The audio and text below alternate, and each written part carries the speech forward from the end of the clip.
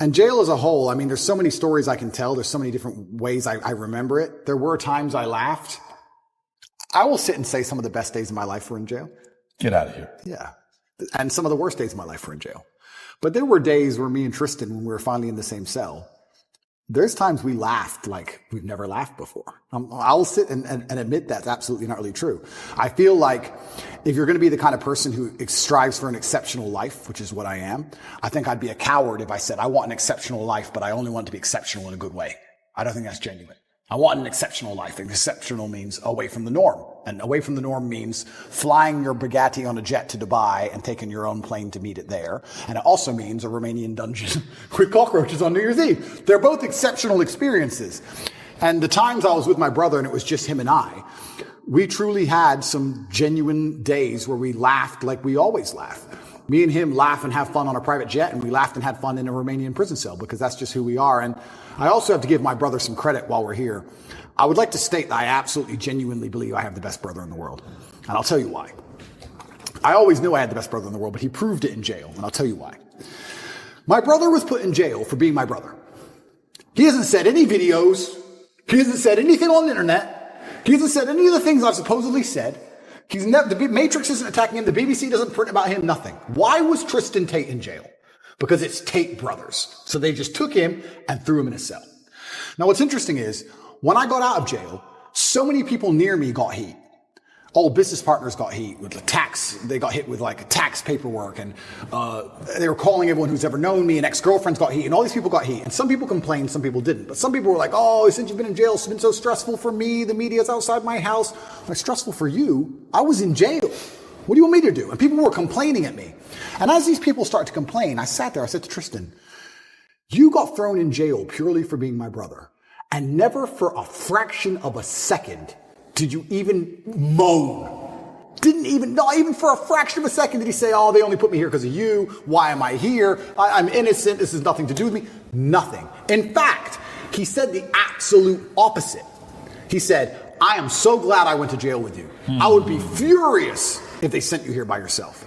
If they're going to lock you up, they better lock me up. And there was a time, about 2 months in, because there's less media pressure on Tristan, they were talking about releasing Tristan first. And he was saying, no, I won't leave without Andrew. Going down with the ship. I won't leave unless my brother leaves. Wow. I won't leave. And he was telling the guards, I won't leave. Keep me here. I'm not leaving. And they said, the judge says you have to leave, you have to leave. He goes, then I will stand outside the gate. I'll sleep outside. I ain't leaving this jail. And our lawyer said, well, we can make an appeal to just release you because there's less media scrutiny around you. And Tristan's like, no, Andrew's in jail. I'm in jail. Refused to leave. He was adamant he had to stay. That's a brother for me. And it was the same for me. I said to Tristan, if they came into me and said, Andrew, go home, I'd be like, no way. Tristan's in jail, I'm in jail. We're in jail together. He never for a second complained, never bitched, never moaned. And he was only in jail for being my brother. And then I come out and there's other people, oh, they sent me a piece of paper, blah, blah, blah. You're moaning? It's unbelievable. You truly learn, like I said, jail confirms everything you already knew about the world. And you truly learn who's on your side and who isn't. And that's good to learn, but it's actually crazy. The larger psychological analysis of it all.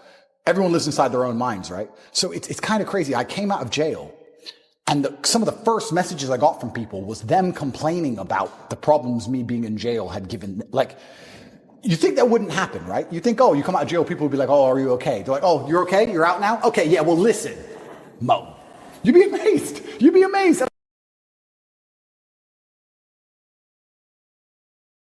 And I'm like, I was in jail. What do you want me to do? Yeah, that sounds unfortunate. I was in a jail cell. What do you want me to do about it? It's kind of crazy how much everyone's kind of self-interested. So it's been a learning curve, and you learn a lot about a lot of different people, and your circle gets smaller. And I think that's probably one of the reasons God put me in there, to just learn a lot and make my circle smaller. And you just have to listen to him and pay attention to it and say, okay, all right, you're off, you're off, you're off, you're on, you're on, you're on. But my brother, I have to give him credit, because I tell you, I also think me and Tristan are one of the best teams in the world because we have different roles inside of our brotherhood. My role is to be concerned and to panic. Not panic, that's the wrong word. I never panic. My role is to be concerned and try and fix the problem. I'm in jail, pacing up and down. How do we get out? And Tristan's role is to not care. And together, that helps us achieve the objective best. Because when we really need to get out, I'm in charge. His role is to not care. Sometimes when it was at the height of frustration, I needed his superpower. Tristan's superpower, and this is his superpower for life, is he is the master of not giving a fuck. We would go to court. We would go to court.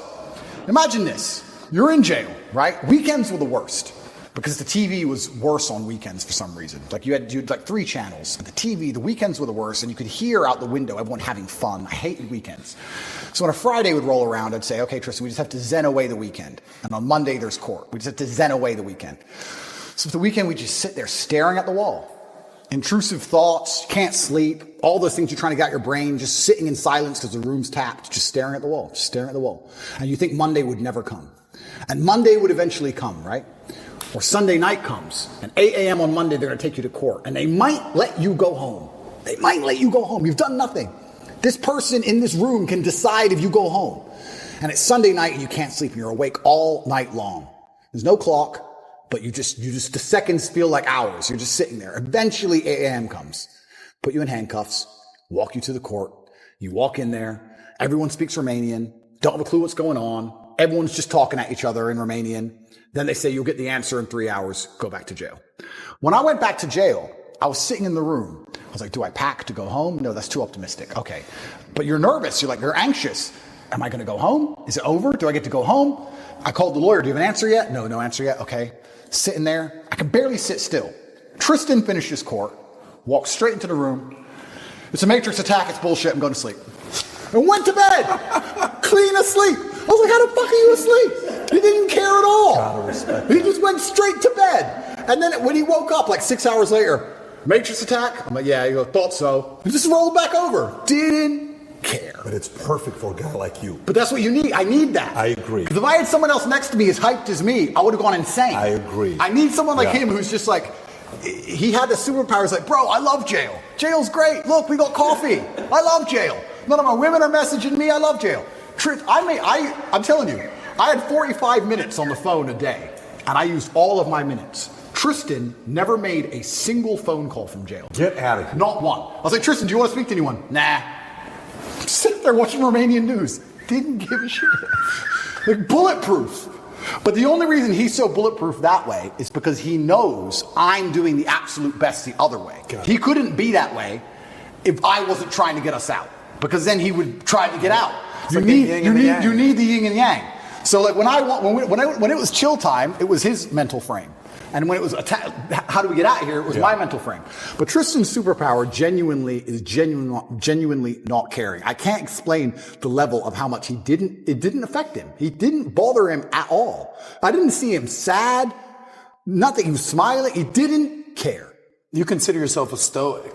How much more stoic is he than you? I just think we have different roles, and I think we've evolved into them over the time because it's not just jail, it's with everything.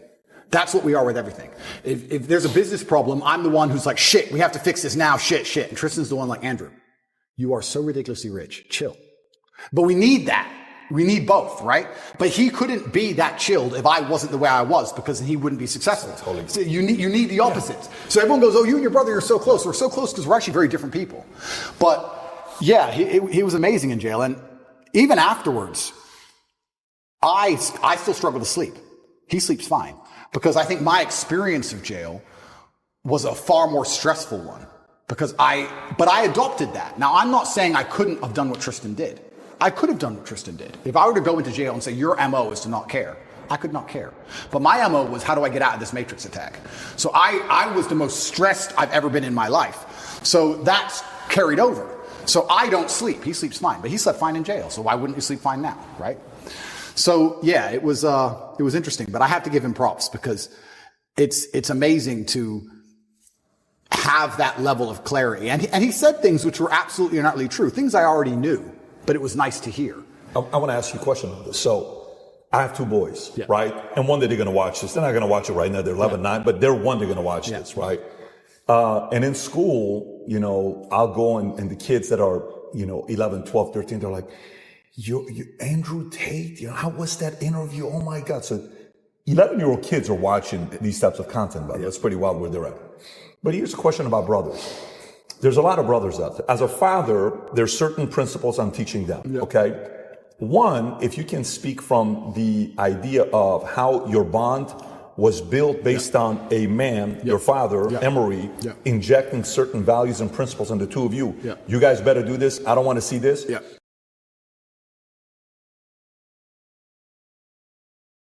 And then which part of the code did you guys create? Because there's friendship, but there's brotherhood. There's a very different story. Absolutely. How was that developed? Yeah, so my father, and I have endless stories about my father. A lot of people who dislike me would call him an extremist. I don't think he was an extremist. I truly believe I had the best father on the planet.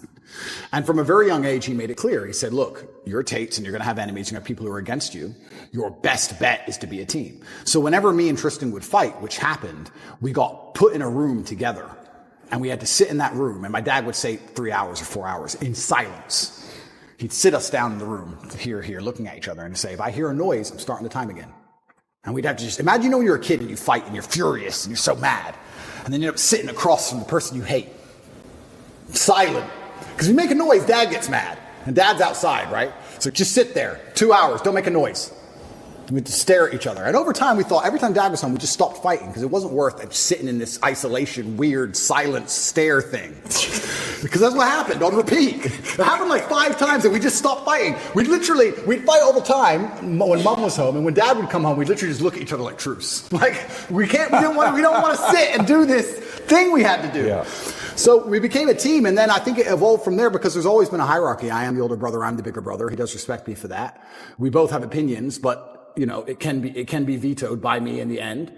And we have our specific roles. My specific role is I'm the one who takes the most action. I'm the one who over worries. I believe, especially in business and many other things, I say it to all my staff. I say react fast, react early, like panic early, like panic now. I don't believe in waiting for things. It's just not who I am. I can give you a million different examples. If my email processor, this happened just before my cancellation, said, we'll put your account under review. You'll have an answer in 72 hours. As soon as I get that email, within 3 minutes, I'm like, get a new one. Get a new one. I've never waited for anything in my life and it worked. I've never waited and it worked out fine. Ever. Every time it's your canceled. Every time it's your deleted. Every time, so I'm like, no, get a new one now. Just get a new one. I need today's email out. Get a new one. We can't get a new one. No one will accept us. Build one. So in a day, we built our own. Like, I'm the panic, fast, and early guy. Tristan's the complete opposite, and that makes us a perfect synergy, and I super need him, and I need his energy. Especially in jail, man. He was fantastic in jail. He was like, Andrew, I'm like, what? He goes, if when you were 18, they told you could be one of the richest, most famous men on earth, with street cred in every single city that knows how to speak English, all you had to do was sit in jail for 2 months, would you have taken it? I was like, yeah. He goes, and what the fuck do you care for? So true. No, we took that. He goes, he used to say that, what kind of man hasn't been to jail? That's what he's saying. He used to say, what kind of man hasn't been to jail? He loved jail. He was loving it all the time. He goes, what kind of man hasn't been to jail? Of course I've been to jail. I'm just a Tate. Of course I go to jail. Like, he didn't care. And his energy was amazing to tap into. But we both understand that neither of us could be us without the other one's polar. And that's why we live together. That's why we'll always live together. I've had a lot of women try and say, why do you still live with your brother? Why don't you want to live with me? And I try and explain to them that, 1, I don't think I can be my most competitive without him. 2, I'm most emotionally stable with him. I like the idea. I'm most competitive with him. I'm my best version of me. If it doesn't matter if I have to go into a fight, doesn't matter if I have to run a business, I'm better with Tristan by my side than I would be by myself. And 3, my ideal family life, even my ideal family, the way I live my life now, is very much more like a clan than a nuclear family. I like me, my girl, my kids, Tristan, his girl, his kids, my cousin, his girl, his kids. I like this idea of lots of people. I like that. I like that feeling. So girls say to me, well, you don't want a family. Like, no, I want a family bigger than you want. I just don't want to just sit with you. I want a lot of people around me, and I think it's better for that. And I think it's better for the children especially also. I think they enjoy it more. But yeah, I've got the best brother on the planet. I truly do. And this is why I'm saying some of our best days of our lives are in jail. I was going to ask you that. You guys live here in this compound. It's an amazing place. I was going to ask you, you kind of just answered it, but you foresee yourself living with your brother the rest of your life? 1,000%. 1,000%. I can't imagine not wanting to live with Tristan. If you want privacy, you have privacy, right? We have a big house. So it is what it is. You're on one wing, he's on the other wing. It is what it is. But I can't imagine him not being around. If there's a problem, I just shout his name, or I just can't imagine it. And I know I'm my best self. Also, there's the overall male competition, the masculine competition that exists between us and between all men. So we live currently here. We got me, my brother's personal trainers here. We got camera guys here. We got war room guys here.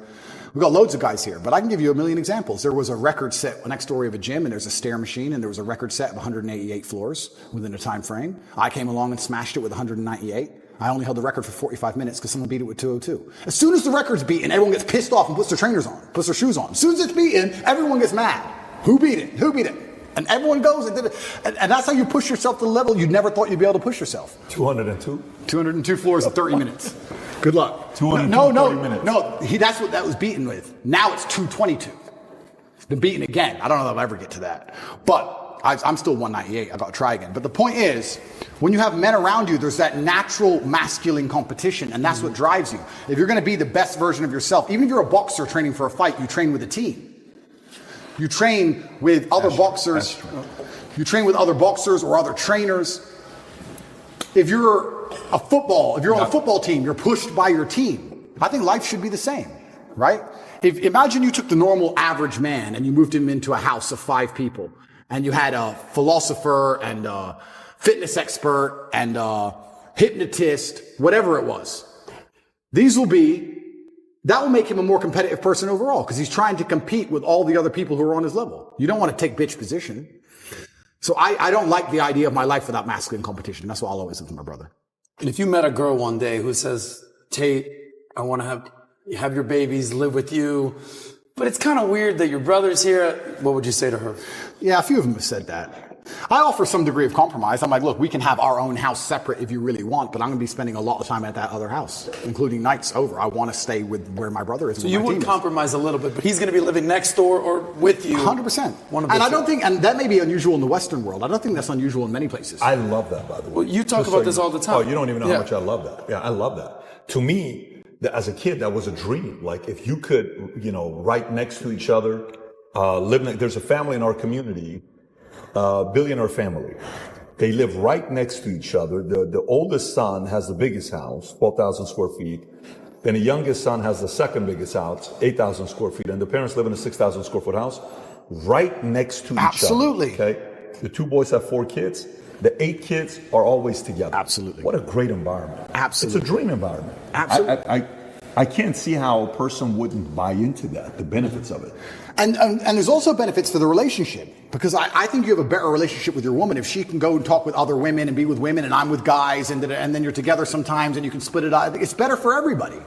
This whole idea of just man, woman, boom, child, bang, I understand where it's come from. I'm not saying it's all typically bad, but I do think that in those scenarios, there's a lot of men who are particularly miserable, particularly men, especially.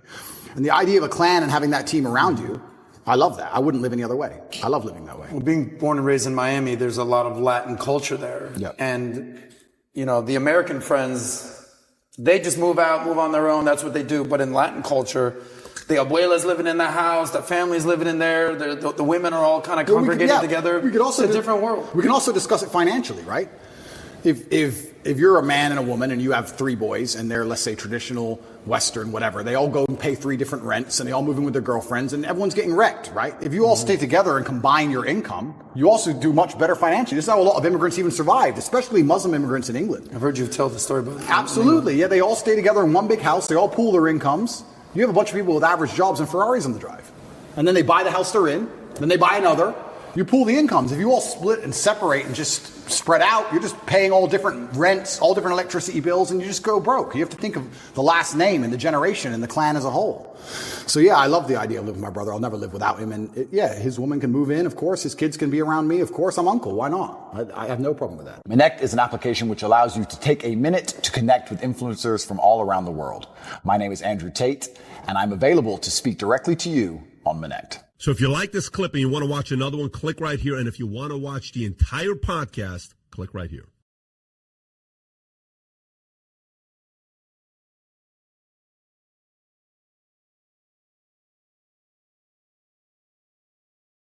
With great power comes great responsibility. My content existed because I tried my very hardest to be an absolute and utter realist, especially with uncomfortable truths. I was pointing out that very uncomfortable. Is that a truth? Then? It's an uncomfortable truth in many parts of the world. It's not a truth that I'm happy about. I don't want to be seen as a negative influence in the world. I know that there's a whole bunch of men. I get thousands of emails a week from men whose lives I've saved. I get thousands of emails a week from men who are on the verge of suicide and I've saved their lives. I believe in protecting and providing. I've been misunderstood. I don't want anybody to be offended by anything I say. I want to be a positive force in the world. I don't want anybody to hear what I say and make them feel bad about themselves. I want all people to live righteous and good, whether they're male or female. I think righteous is living true to your heart and knowing that you're doing good by people, not snaking anybody, not lying to anybody. I know I live a very righteous life. The government is not capable of helping the poor. And this is why it's so important as a person, you take personal responsibility and understand you're living in a world where the matrix can be cracked. You can make a bunch of money, but you need to take responsibility and do it. I refuse to accept that there are people out there who cannot become happy, contented individuals. I refuse to accept we live in a world where God has created people who, no matter how hard they work and how good their life becomes, can't be happy. I don't accept that. I accept that the universe is a very giving place and that God loves all of us. And if you try your best and you work hard, you can become a better person. I'm telling the younger generation that if they don't get up and work hard and make sure that they're important, that the world's not going to give a shit about them. 99% of my content was aimed at men, telling them the truth, saying that as a man, you're born with no inherent value. You have to become important. You have to go through some pain or go through some suffering to make people care about you. Otherwise, you're not going to matter. As a dude, if you walk into the party and you've put no effort into your life, nobody gives a shit. Nobody cares about you. And every man out here knows. And one of the great things about the masculine journey and masculinity is that we've all lived a semi-similar story.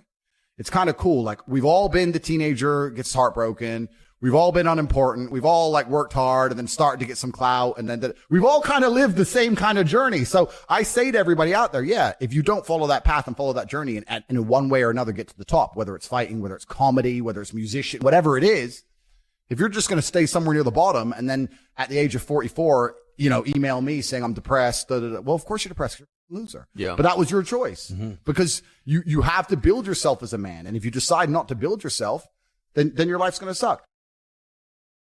My main message is to resist the slave mind, to understand that every single thing you're being told has an agenda behind it or you wouldn't be told it otherwise, to examine every strongly held belief you have and try and identify where it comes from and why you have it. I sit and argue with people, I discuss things with people, and they so fervently believe a point. And I say, why do you believe that so much? Like, do you have personal experience? No, but I saw the news. The news told you X, and now you are desperate. You will sit here for hours arguing that point. A lot of people are completely empty vessels ready to be programmed. And I try and tell people, listen, to just stop for a second and understand that the things they're telling you to believe are not necessarily for your benefit.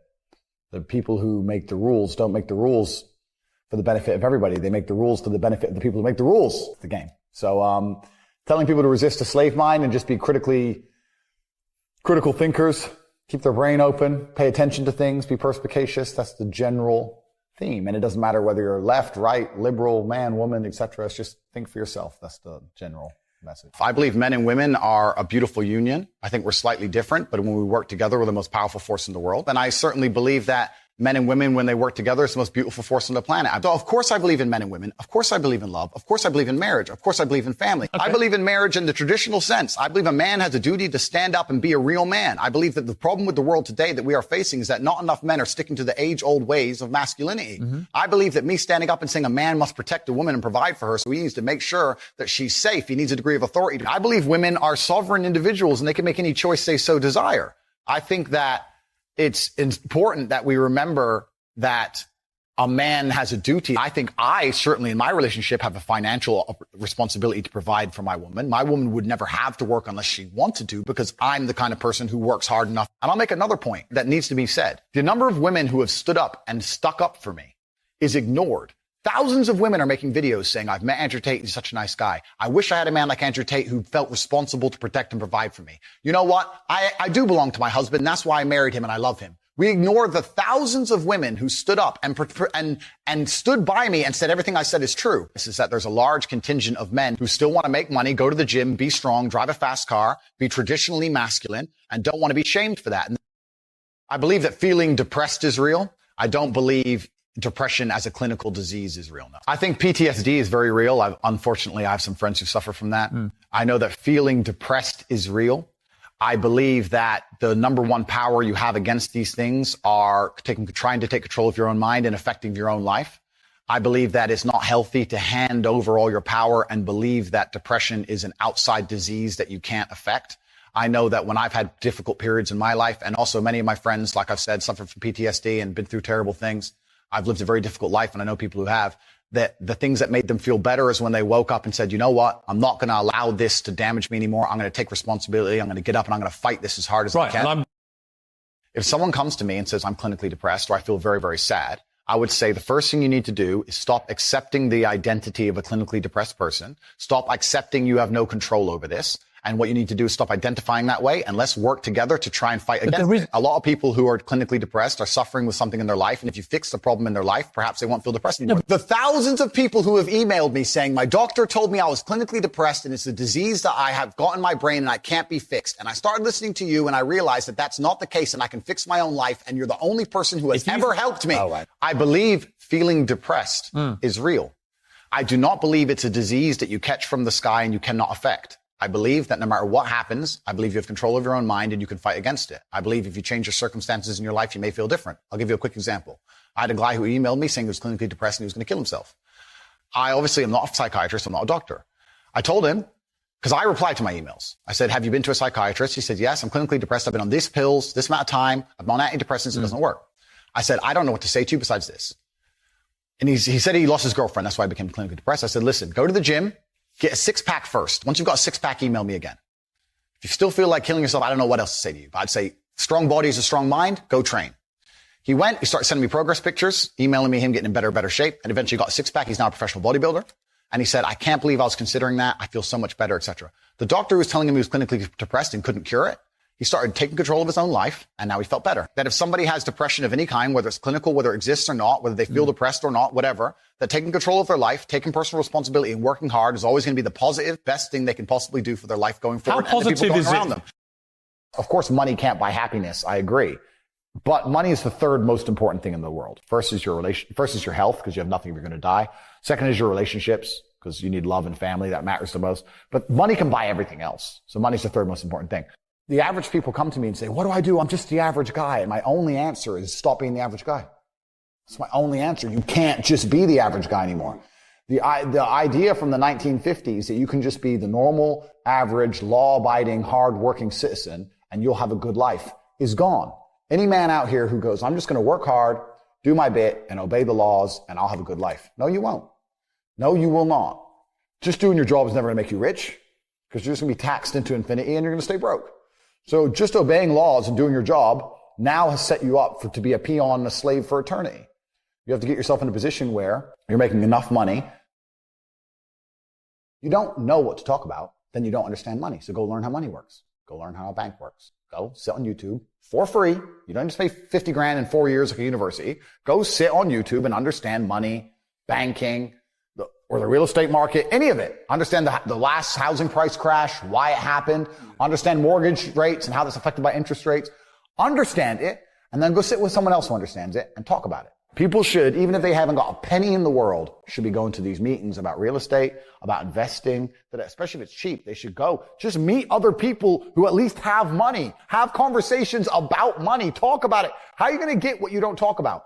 And yes, the cycle of precipitation, right? So a cloud comes, it rains, it falls down to the ground, it goes under the ground, whatever, goes into a stream, it moves into the stream, goes to the ocean, evaporates again up into a cloud, floats somewhere else, falls down again. It's always moving. That's how money is. People think that money is in these large stagnant pools hidden in people's bank accounts. That's not really true. Money is constantly moving all the time.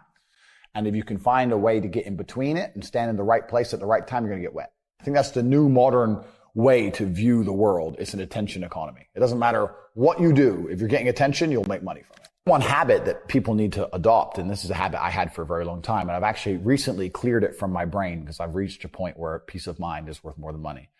But every single time money is spent, you need to identify how your money was taken from you.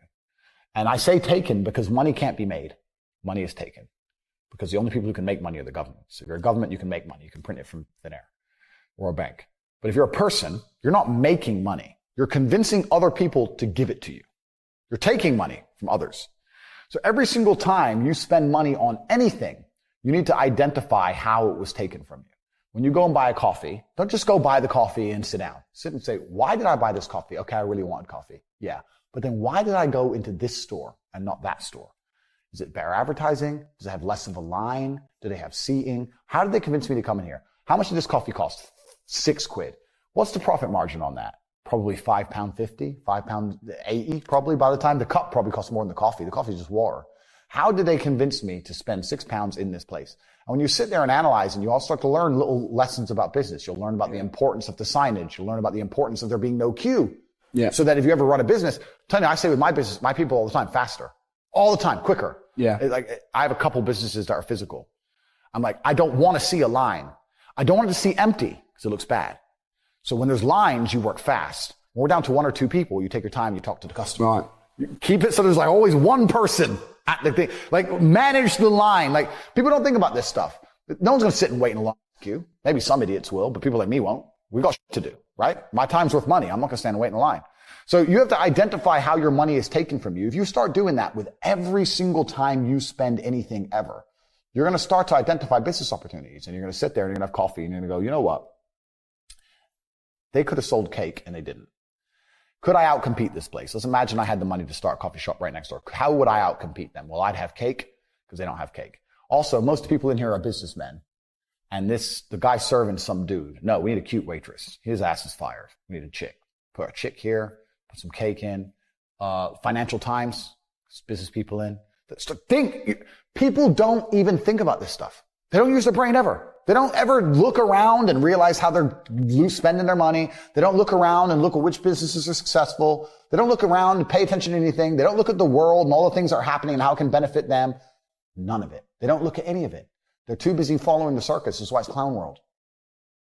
I was walking to college with a couple of my friends, and a Ferrari drove past. And I said, bro, you see that? And he goes, yeah, what about it? I said, doesn't that piss you off? I must be about 16. He goes, why?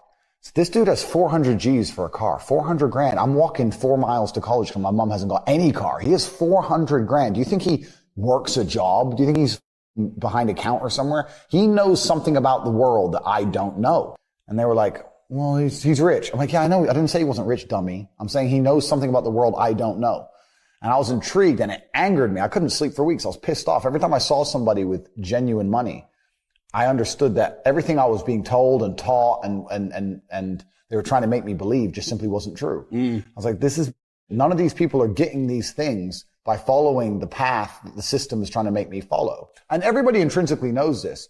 If you go to if you're at a BP, you're at a petrol station, and I pull up in my Lamborghini, nobody goes, wow, he went to school. Yeah. He studied hard. And they do that because they know that the easiest way to amass wealth is to break the rules, because the rules are not designed to allow most people to make money. You can make money within the rules. Of course you can. But most people don't.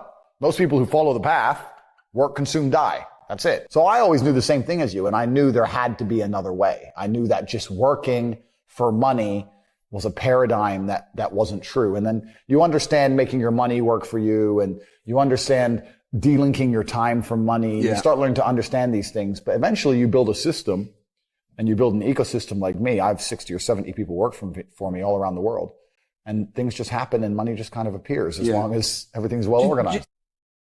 I mean, in my experience, like, imagine if I didn't have all this money and I had to go get a job again, I'd get a sales job, because I've always been a salesman. And, I think that's a very important life skill to have, to be good at sales and to deal with the stress and have a commission only environment. But I don't know if they even teach sales in university. Yeah, it's all garbage. They don't teach anything important. They just teach anything. They teach things that are going to keep you inside the slave mind. And they want you to go to school and then go to college and then go to university and get in debt.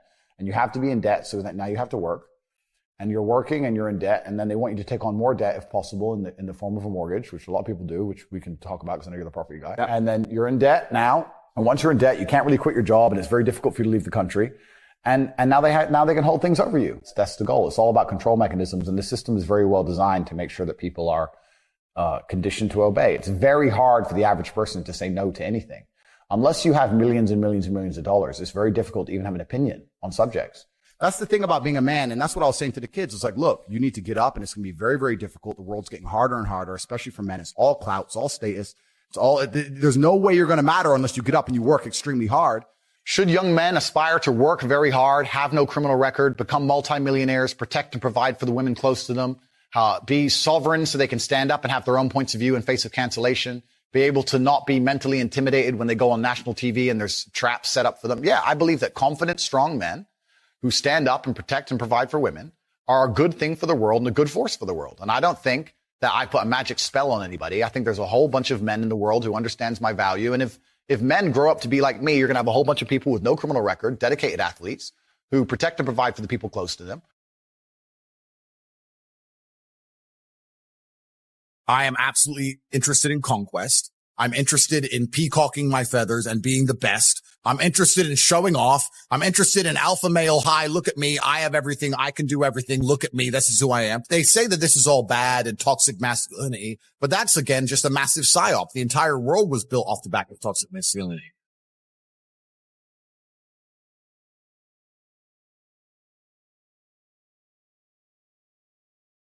Mike Tyson said it perfectly, didn't he? Everyone has a game plan till they're punched in the face. I would train as hard as I could possibly train. I'd be in the best shape I could possibly be, and I'd get in there with the intention of fucking him up. Sorry, I don't want to swear. You're good. With the intention of winning, right? Not enough people approach things in life with absolute tenacity. And if you approach anything in your life and you destroy the idea that you could possibly fail, which sounds easy, right? But you could do well. If a man told you he could rip your head off with his little finger and you could tell he really, really believed it, would you want him to try? No. You'd be like, no, that little, maybe. I don't know. This guy is way too convinced. You know what I'm saying? Yeah. So if I had to fight John Jones, I don't care if I had to fight a mountain. I don't care if I had to fight a lion or an alien, whatever. If it's on, it's on. If it's on, then it's on. So I'm coming to win. I ain't coming to lose. Exactly. So that's how it goes. It's a fighter spirit right there. I've always been attached to the dark of the world. I feel like the dark of the world has always motivated me. So on the yin and the yang scale, I have a lot of light and I have so much beauty and I have a very blessed life. Yeah. But it is because I've been so deeply in the dark and understand the realities of how the world works. But that's just always been what motivated me. If I want to, once again, put it down to something asinine, like buying a car, if I want to buy a Kernan's egg, I don't care about driving the car. I just want other people to not be able to have it. And I just want to be able to say, look, I can spend $6 million on WhatsApp in 10 minutes. Who are these other people? Other rich people who have to think about it or finance it or contemplate it Correct. or sell a house. Right. I just want to be able to like, bing, bing, took it. Ha, ha, ha. Instant gratification, impulsive, what? I think it's just about the others losing. I think the world has tried very hard to breed this out of men, but I am unapologetic about it. And I'm not afraid to admit it, that I am absolutely interested in conquest. I'm interested in peacocking my feathers and being the best. I'm interested in showing off. I'm interested in alpha male high. Look at me. I have everything. I can do everything. Look at me. This is who I am. And they say that this is all bad and toxic masculinity, but that's again, just a massive psyop. The entire world was built off the back of toxic masculinity. All the high buildings in Mumbai are built by men who want to prove themselves and say, look what I can do. I can literally go and build a building that's 100 stories high. You need an ego, and I'm ego driven and ego fueled, and I don't let it control me, but satisfying my ego makes me happy, and feeling pride makes me happy. The masculine ego has built the entire world. It's the reason nearly every single man ever went to war and conquered anything. The masculine ego, in fact, it's very interesting. I was talking to a girl the other day, and I was saying that men crave adventure more than women. She was saying, oh no, I like adventure. I don't just want to sit at home. I like to go out and explore things and go to restaurants, etc. I said, no. What you like to do is run around, going to restaurants and going shopping. You call that an adventure. Masculine adventure is the men who decided to go to Antarctica and freeze to death. There's no shopping. There's no sushi. They just felt like they had to do it to satisfy their ego and to place their names in the history books. True. So there's something inside of every man that feels that, and they try and breed it out of men because they're afraid of that masculine spirit, because that masculine spirit is hard to conquer and they want to conquer us all. But I have no problems admitting that I am motivated by the dark of the yin and the yang. And I have no problems admitting that my ego motivates me and that I'm motivated by pride and I like to feel proud. And I do things that allow me to feel proud. And as long as I stay realistic and I don't become egocentric, then I feel like it makes me as competitive as possible. You had a very, very hard lifestyle, man. I mean, you actually went and bought fish. I remember, 7 a.m. in the morning till 5 p.m. Yeah. When I was 15, my first job was carrying boxes of fish from 7 a.m. till 5 p.m. And I would run to work. So I'd leave the house at 6. I'd run an hour. I'd get there at 7. I'd finish work at 5. And then I'd run from there to the fight gym, get to the fight gym. I'd get there early before training started. I'd eat food next to the gym and then I'd train and then I would get a ride home from my girlfriend at the time. So my entire life was 17 hours a day of just running and working and carrying boxes and fighting. And I can't be more thankful. You know, I don't want to be arrogant, but I'm going to. I really do believe I've had the perfect life. Now, I don't know if that's actually because I have the perfect life or if I framed it that way, but I am so thankful for everything. I am so glad I got to grow up poor. because I wouldn't appreciate money if I didn't. And I'm so glad I got to spend my 20s, that decade where you're as powerful as possible fighting. And I'm so glad I've had difficult jobs and no money. And I'm so glad I couldn't pay my bills so that I appreciate now all the money I have. And I'm so glad I had the parents I had. And I'm so glad all these bad things happened to me, but enough good things happened. And I just really feel like it's been the perfect path. And I think back on that job. I think back on how my life was back then. And I realized that I wouldn't appreciate any of the things I have now without them. There's absolutely no light without dark. The best thing about being rich is talking about how you used to be poor. Otherwise, it's no point being rich at all. You're not going to enjoy any of it. You're going to end up addicted to drugs and doing crazy stuff, right? Yep. The reason I'm so happy, I don't drink, I don't do drugs, I'm happy every day, I'm pretty emotionally balanced, is because I wake up in a big ass house and I realize that I don't have to worry about rent the next day and everything's fine. So I think being rich is as good as I imagined it to be when I was poor. And I truly enjoy it, but I would have never appreciated the money if I didn't have the poor side. And life really doesn't have to be that complicated. When you see somebody that has something you want, you just got to try and work out how they got it. Yeah. And that's the missing part. Most people see people with things they want and they don't do the second half. They don't try and work out how they got that thing. Oh, my man has a Ferrari. Okay. I wish I had a Ferrari. Okay. They don't sit there and go for an hour. How did he get a Ferrari? It doesn't cross that part is the part they don't want to do, right? They just go, oh, here's a Ferrari. Wish I had a Ferrari. And they go back to TV. Yeah. And that's why they lose. You need to be cutting edge in all things and you need to be first in all things. If you're first, it's often very hard to lose. If you were the first person to the gold mine, even if you were lazy and you had a shovel and you didn't like the sun very much because you got sunburned, you'd still find some gold. But if you're the last guy, you've now got to dig harder. You got to work harder. You got to do longer hours. All the low hanging fruit is gone. Most people at home don't understand. If they were to just join Hustlers University and pay attention and go through the lessons, you could make a fortune off the low hanging fruit. You can make a fortune off all the apples that are easy to pick. You don't need to go to the top of the tree. That's for the person who came last and all the bottom apples are gone. So I don't want to be elitist, but often I do find myself when I see people who say, oh, I really tried, and I know they haven't really tried. Do you resent them? Do you resent people like that? I don't think I resent them as long as they're not too close to me. I don't want them in my circle. I can't have anyone who's in my house. They drain your energy, right? Yeah, because they steal your energy. Anyone who's near me who said, I tried and I messed it up has to go. Because I don't like that negative energy around me because it's sticky. But if I'm out there in life and I'm meeting someone who I barely know and they're telling me how they tried and they failed, partially, like I said, I don't want to be elitist, but part of me makes me feel happy about that. There's no winners without losers. I have no problem seeing losers lose. I'm not a philanthropist. I'm here to help the people who want to help themselves. Yep.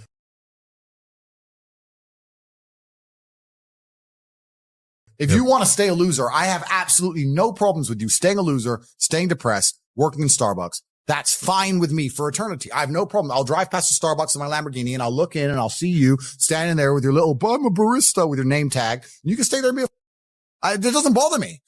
In fact, I very much enjoy it. Like, I doubt I'd be invited, but if my high school were to have a reunion, for example, I would absolutely love to travel with my Bugatti and my armed guards. And, oh, what did you do? You do that? Very interesting. And bro, we've actually done that, right? Yeah. We've all done that. Of course, but this is what the masculine essence is. This is why I say they try and train it out of you. They say you're insecure to act that way, or why does he have a fast car? He's small, all this garbage. No, but it's all a psyop.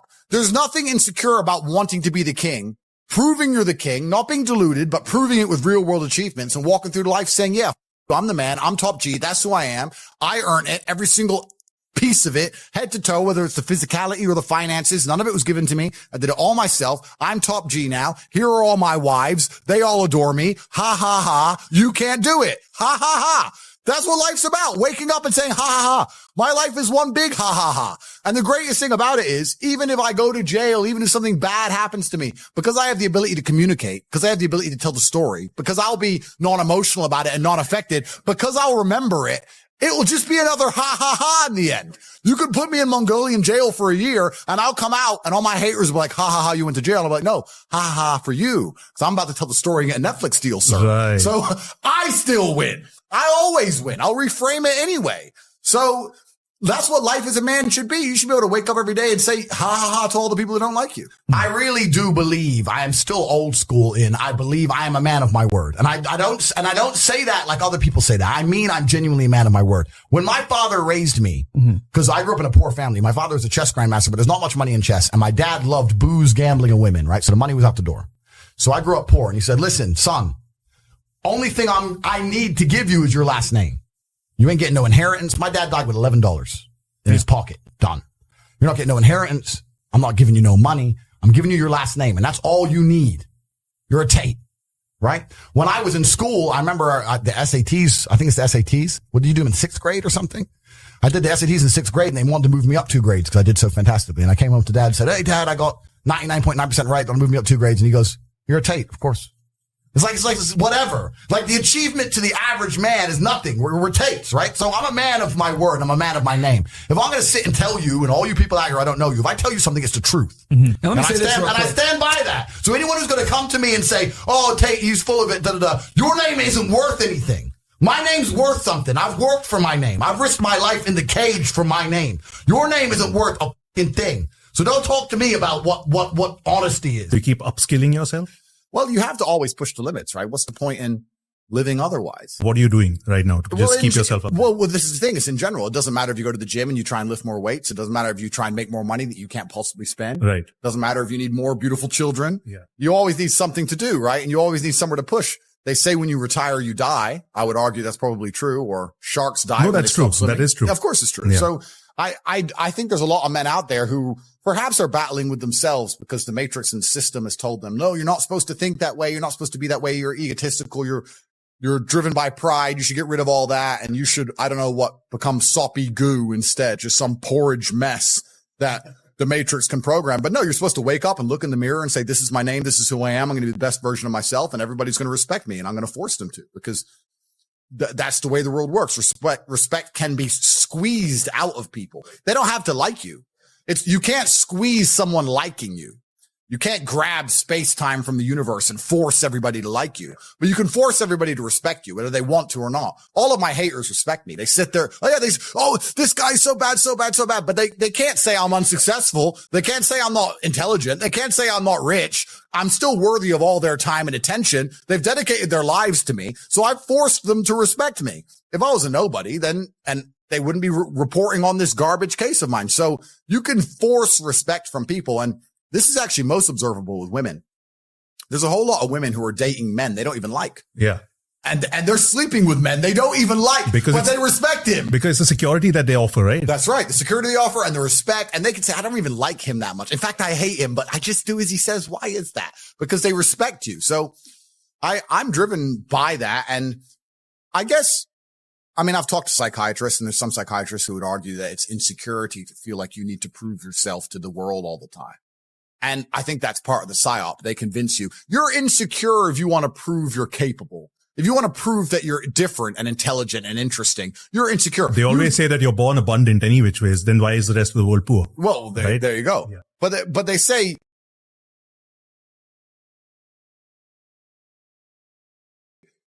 you should have no interest in what people think about you. That makes you insecure. And that is the largest psyop in history, to wake up and say, I'm not going to be successful. I'm not going to be strong. I'm not going to be interesting. I'm not going to go out there and test myself. And I'm not going to put honor on my last name, because I would hate for people to think I'm insecure. I'm secure. So it doesn't matter if you think I'm a loser, and it doesn't matter if I am a loser, because I'm just going to sit at home and I'm secure. No, it's not insecurity. It's called duty to your last name and honor. And that's just another one of the many different tentacles inside of the psyop octopus, trying to snatch any motivation left from the masculine spirit. If I was a man who was unsuccessful and I hadn't met my physical capability or my financial capability or my mental capability or my spiritual capability, I would be insecure. I would sit and say, this is a failed version of who Andrew Tate could be, and I'm not happy with who it is. And I think that every man should be like that, so he gets up off his ass and does something. Let me see. Dude, how do you have so much energy? How? Because I don't waste my life force. I haven't been to any stupid concerts. I don't take any stupid drugs. I'm not smoking weed like an idiot. I'm not cheering for a sports team. All of my life force is inside of me so I can master the 7 styles of Aikido and tell the conservatives they're fucking dorks. Nerds. That's why they're all nerds. They're nerds. I'm full of life force. I'm the man who will struggle to the end. I'm that guy. If an alligator were to get hold of me, not only would I snap its neck, but let's imagine 20 alligators got hold of me and they got lucky and somehow managed to decimate me until the last second where I lost consciousness. I would be snapping necks of alligators. To the last second, I refuse to die. I'm that guy. I don't waste an ounce of my life force on anything that's unimportant. Ever. So I refuse to be distracted. The Matrix wants to distract me. They've identified me. They're like, Andrew Tate is a threat. He's full of power and he believes in God and he's a slick talker and he motivates people and he has a bunch of money and he's big and strong and tall and handsome and charming and interesting. He's got a Long Johnson. We have to distract this man. We have to give him something he's interested in outside of fighting the Matrix. And they're trying to come at me with all these beauty queens and these sponsorship contracts and I'm resisting it all. No, I have a mission and I'm on the mission. And we're talking to the people. We must be animated. We have a job to do. We must let the people at home know that enslavement's coming for their entire life and their bloodline unless they resist. Stop watching the fucking Super Bowl. Stop going to stupid concerts and instead be motivated about your family's future. Somebody said to me before, they lack energy and they lack motivation. And I said, nobody lacks energy and motivation. You just focus it in the wrong directions. I would guarantee if you find a person who lacks energy and motivation, he's trying to get girls all day. He's messaging girls on Instagram all day who ignore him. I guarantee he gets road rage when somebody cuts him up. No, you get angry and you have energy and you have motivation when somebody pulls in front of you in traffic or when you see some on Instagram, but you don't have motivation to do anything else. You don't lack energy and motivation. It's pointing in the wrong direction. And it's the same with these sports teams. If everybody cared about their country, like they care about these stupid fucking sports teams, then, or cared about their family, then the world would be fixed. But they're distracted. We all have an innate energy inside of us. We all have a life force. And most people are just directing it in the wrong direction completely. And that's why we're getting decimated in real time. The Matrix has come along and it's distracted us all with bread and circuses. And I refuse to do it. I refuse to sign up to things that don't directly benefit my life or benefit the future for my children. I don't think if a sports team wins, it's going to benefit the future for my children. And I don't think if I jump up and down like a ketamine taking peasant in a concert, it's going to benefit my children. But I do think if I allow the world to see truth, if I try and speak up against the enslavement of humanity, that it's going to benefit my children in the future. So why would I waste my life force on anything else? I think people are just permanently distracted. I always knew the answer to everything is raw action. Yeah. The answer to everything has always been raw action. My dad had a tweet about this. He said that raw action solves all. And he used to say this. I'll give you an example. If you're a farmer and you need rain for your crop and there's no rain, you can sit there and say there's no rain. We're all going to starve. Or you can stand up and do a rain dance. Now, will your rain dance work? Perhaps not. Perhaps the rain won't come. But I would argue that you're better off standing up doing that rain dance than just sitting there waiting to die. You have to do something. Raw action solves. So when I was broke, I was never like, I'm poor. What do I do? It was, I'm poor. I have to do something. If I was broke, I'd go for a run. That's why I was such a great fighter. If I was broke, I'd sit there and go, I'm actually poor. How do I make money? Dunno. Where can I get some cash? Dunno. What work can I do? Dunno.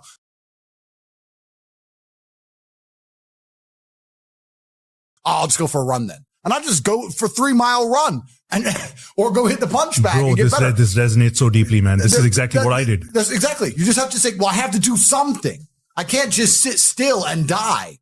A lot of people are happy to just sit still and die or go to sleep and take a nap. Well, if that's what you want to do, then you can say a loser. That's fine. I'm glad there are losers because if everyone had Lamborghinis, my Lamborghini wouldn't be fun to show off. I need you to look at it and feel the deep pain in your heart of regret and failure. That's the whole point of it. I need to drive my Bugatti and everyone be looking at it going, I'll never have one of those. And I can get all their energy and feel it all. And it makes me happy. Fantastic. So you can sit at home and do nothing. But when I was poor, I had to go for a run. I couldn't sit still or lift weights or do something. I couldn't even sleep. So raw action solves everything. And I understood that at a young age. But as you get older, you get to look back and you get to put your whole story together, the whole tapestry together. I knew I wouldn't stay poor. Did I ever think I'd get this rich?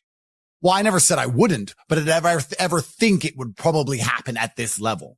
No, but it's amazing how the compounding interest of just endless raw action adds up. I've never had a lazy day. I've never skipped work. never missed an email, never had a day off, ever. You name if you were to go through the last 3 years of my life, you will see that there's never been a day where I wasn't doing what I was supposed to do. And it all just adds up, and then monumental success comes and you get to laugh at everybody else. Ha ha ha. And life's great. But I really believe God's given me one of the best lives, and I can't complain about anything bad that's happened. It's all been fantastic. I'm truly thankful for all of it. Do you practice gratitude every day? But I don't have to practice it because I'm actually truly thankful for all the bad things that happened. That's beautiful. I truly am like, thank you, God, for that difficult time. You created that belief before you had all of this stuff or after you began to receive all of this stuff? I think if a couple bad things happen to you, you should be intelligent enough to realize that eventually you're going to get over it and you're going to learn an important lesson. It's going to change you in the correct direction. And Allah's the best of planners, and he knows what you need to learn. I think that as humans, especially as men, we only learn the hard way anyway. There's two ways to learn a lesson, the hard way and the hardest way. There's no easy way to learn a lesson. You have to learn the hard way. So God gives us lessons via difficulty. He thinks you need to learn this about yourself or this about other people. So I'm going to give you a difficult time so you can learn your lesson. Because if I just said, hey, Andrew, this is how the world works, you go, yeah. But when I show you, when you feel it, my fight coach used to say, you have to feel it to believe it. That's why if he was teaching low kicks, he'd kick your leg off. Because you don't believe in the power of a low kick. You don't believe a low kick can be so devastating unless you've felt it. You have to feel it to believe it. So God will give you a difficult time so you learn your lessons. And the lessons are very important for you to be the person who you need to be in this life. He's the best of planners. And I'm thankful for all the lessons he's given me. He's bestowed knowledge upon me. How could I not be grateful to God for making me so intelligent and wise and the ability to look into things so deeply and come up to the right decision and basically predict the future perfectly? How did I know they were all going to arrest me? How did I know how the world works? You have to have difficulty happening to you all the time. So when you sit and say, I want an easy life, what you're saying is you're a dummy and you want to be a dummy. You want to stay a dummy. I want an easy life. And I don't want anything bad to happen to me because even though it will teach me lessons, I can't handle the emotional pain. I can't handle the stress. So you want to stay a dumbass. I don't want to be a dummy. I want to be smart. If I want to be smart, then hurt me.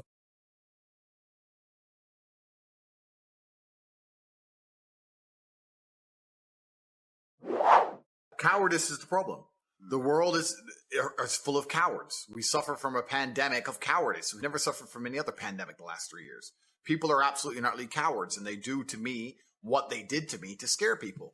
If you tell the average person you're going to lose contact with basically everyone you can speak to, you're not going to have a voice anymore, you're not going to have a bank account, you're not going to be able to make money online, you're not going to be able to move anywhere, you're not going to be able to transact, we're going to wreck you head to toe, the average person can't deal with that, right? On top of the fact that the average person is employed, and they're scared of losing their job, scared of their employer. I'm in a unique situation because I'm extremely difficult to hurt. But the average person, as soon as you hurt their money, their life is over, right? And that's what we've got. We've got to a level of cowardice amongst the population where people are just going to sit there and ignore objective reality because they're scared of having this cancellation weapon used against them. So yeah, you're right. It's not that people don't agree with us. It's not that we're not saying the things that everyone knows are intrinsically true. It's that everybody is afraid to say it. And that can only end when everybody stands up and stops agreeing and playing this game and stops being cowards. We need mass numbers of people to say, no, I'm allowed an opinion. Mm-hmm. You know what? Nigel Farage, and since UKIP ended, I don't even know about his politics nowadays. I don't even know what he's doing. But he says something that was really interesting. He was asked about who runs the world. And I guess the person was trying to set him up for a question about the elites. And he said, truthfully, I'll tell you who runs the world. We do. Because we decide how much of this crap we're going to put up with. The problem is we're putting up with too much of it. Problem is everyone's a coward. And you're right. I get the same thing. Wow. Thanks for saying it. Why don't you say it? And everyone is just terrified. And, it really is truly crazy because fear has always been the control mechanism of man. The worst things that have ever happened in any society or any civilization since the dawn of fucking records has been done under the name of fear. Get the population afraid. What did Goebbels say? The propaganda minister of the Third Reich. Once people are afraid, give them a common enemy. They'll do anything you want. That's the Nazis knew this. Everyone knows this, right? So it's a basic playbook, but I think it's also a larger issue. I think that things like making sure people are semi-depressed, making sure people are divided, making sure people are selfish, making sure people are self-obsessed. They're trying to destroy people's will to stand up and care about anyone other than themselves. And once you do that, coupling with the fact that if you start to care about others and genuinely care about the world, you'll ruin your own life. It just makes people shut up. Yeah. And it's so interesting you say that, because something that is not often discussed or analyzed, one of the strangest things I've seen in the conversation around you and your meteoric rise in fame and popularity this year is not a lot of people are thinking, okay, well, for that to happen, he's got to be saying some real stuff, right? Like you don't grow by hundreds of thousands of followers per day. Like I've been following you for years, but I think at the beginning of the year, did you have maybe 500,000 Instagram followers? Yeah. And by the time they took you off, you had about 5.7, 5.8 million. Yeah. This is in the space of a few months. So even when I was talking to people who, say they don't like you or I'm like, look, even if you don't like the message, you don't agree with it, rather than why don't you think about, okay, what is it? What's happening in the world? And what is it that this man is saying that this is resonating with so many people to such a strong degree? And it seems like people wanted to just skip over that and go, but these people can't think. These people cannot think. Yeah. It's almost a sad realization when you wake up and understand that there's a large contingent of the world who cannot think. And when I say that, I don't mean that in some kind of, semi-sarcastic, or I mean that literally. There are people who have a strong emotional reaction to subjects they completely don't understand. There are people out there who will stand up and say, I hate Andrew Tate. Why? I hate him. He needs to go to jail. Yeah. Like, okay, why? I hate him. Why? They don't know why. Once the Matrix can program an emotional response into you, and you can't even logically with your own words explain why you have that emotional response, you're completely a slave mind. These people don't think about anything. They believe what they're told to believe. They're emotional about what they're told to be emotional about in the exact direction they're told to be. And that's what the Matrix wants. It wants to be able to say a name and tell the world to hate them without even giving a reason, and just get what they want. These people are so far gone. These individuals who they cannot logically explain their own emotions are so far gone, it's ridiculous. As an adult, what you need to do is seriously analyze every strongly held belief you currently have and work out where it came from. Is it personal experience? Is it from somebody who I care about and who I trust? Is it from what the news has said? Why do I believe this so much? Why do I have an emotional response to this? Where did it come from? People don't do that. They just sit there, watch the news, watch social media. I'm supposed to hate this guy, so I now hate this guy. So I know exactly what you're talking about, Zuby, because you're right. These people cannot think. They cannot even give a reason. There's a guy on TikTok who walks around and says, have you heard of Andrew Tate around college campuses? And people go, yeah. And he goes, do you like him? And they go, no. Why? He's a misogynist. What's misogynist mean? And then they can't answer. They don't know what they don't even know what it means. Like it's almost sad. But then you live through the last 3 years and you realize that, people can't think. There's a large contingent of the world that truly cannot think. It's scary. Yeah, it is kind of scary. I mean, it's so interesting because as someone who knows you, and privately and publicly, I've defended you a lot this year because people have been saying super wild stuff, and people don't. I posted actually when were we in Romania? 2020. Yeah. I posted, it was while they were in the process of taking away your accounts. I posted a photo.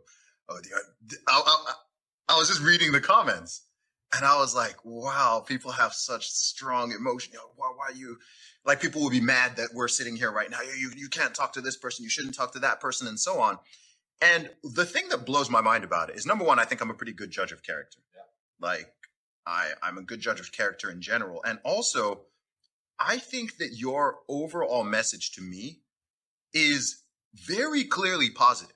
Yeah. That's the thing about it. To me, it's like, look, someone might not like this bit or that bit or disagree with that statement, but I'm like, look, overall, what this, it's not that dissimilar to me to what they tried to do with Jordan Peterson. Yeah. Like you have, I'd say the overall message, perhaps even of all three of us, is somewhat similar. There's a certain through line about personal responsibility, building yourself up, especially as a man, not falling into this victim game, improving your mindset, improving your body, all of these things.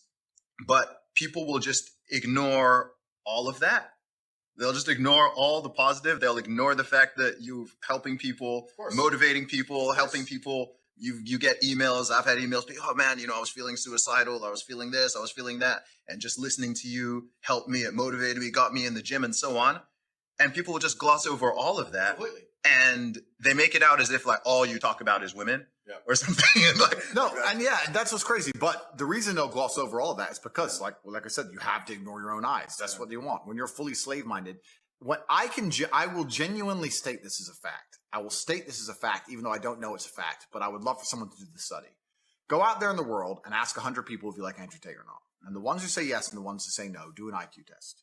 And I guarantee you, the biggest idiots out there, when I see people who dislike me and I see them trying to explain why, it doesn't even make sense. It doesn't even make sense. It's like, it's English, but it doesn't make logical sense.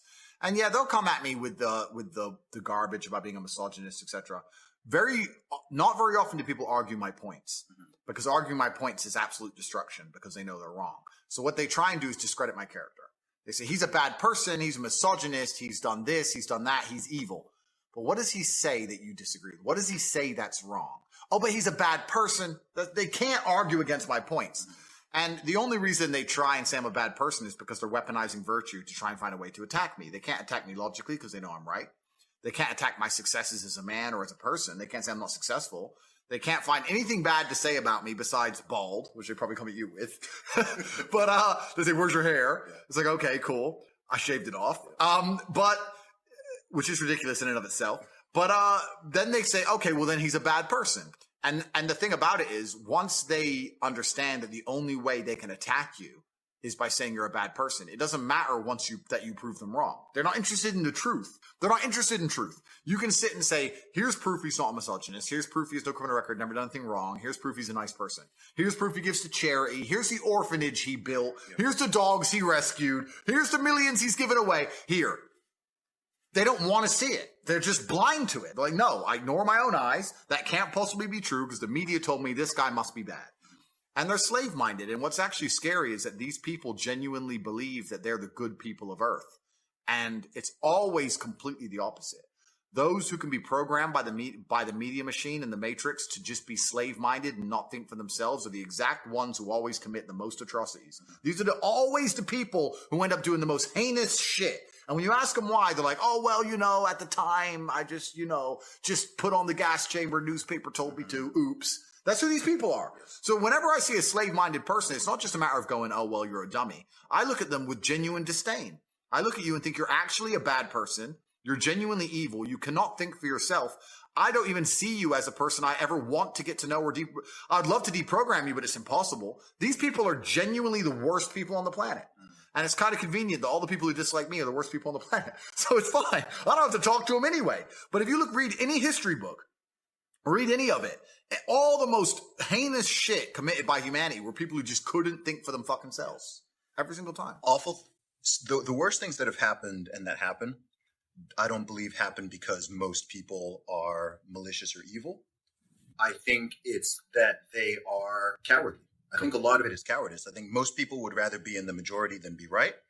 And once people have made up a decision or been told what to think, doesn't matter what the issue is, to get them out of it or to admit that they're coming out of it is extraordinarily difficult. We're still dealing with this after the past 2.5 years that we've lived through with the whole C-19 response and the fact that people are trying to memory hole things and act like they never said things and never did things. They want to just, okay, like we're just totally back to normal as if, a year ago you didn't want to throw people into a gulag or whatever. Sorry to interrupt, but you're so right. But this is the thing that aggravates me the most.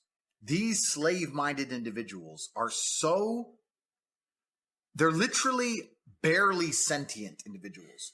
If I was the kind of person, if I was walking around with a mask on and screaming at my fellow man in supermarkets, and I've now realized that I was wrong because COVID is still here, and I'm not wearing a mask anymore, neither is anyone else, I would feel deep shame.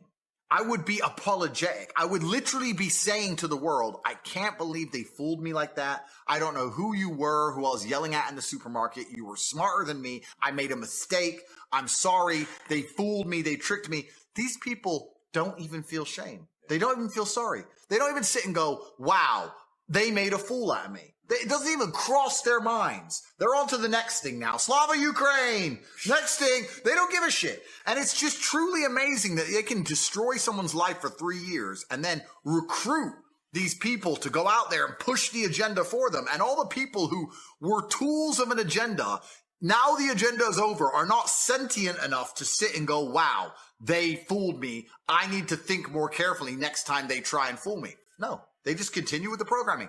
These people are completely and utterly slave-minded, genuinely slaves. They live inside of a system, and the system they're going to purport and fight to defend is going to destroy them. They're not fighting for a system which is going to give them anything other than absolute slavery and tyranny.